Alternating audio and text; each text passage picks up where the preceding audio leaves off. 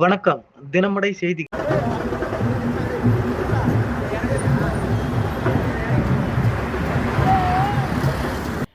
சென்னையில் 45 மேற்கு தாம்பரம் கடப்பேரி ஜிஎஸ்டி சாலையில் தாலுகா அலுவலகம் வக்கரகாளியம்மன் ஆலயத்தின் அருகில் பாரதியா இந்து திருக்கோவில்களின் கூட்டமைப்பும் சார்பில் வைக்கப்பட்டுள்ள தலைமை விநாயக பெருமானுக்கு சனிக்கிழமை சிறப்பு அலங்காரம் நடைபெற்றது.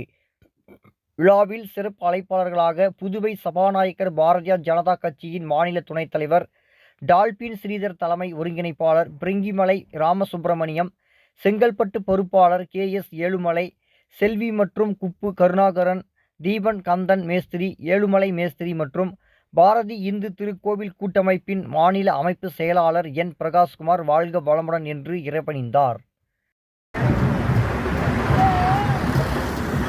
தினமடை செய்திகளுக்காக நமது தினமடை ஆசிரியர் டாக்டர் மு. ஹிட்லர் சுந்தர்ராஜன்.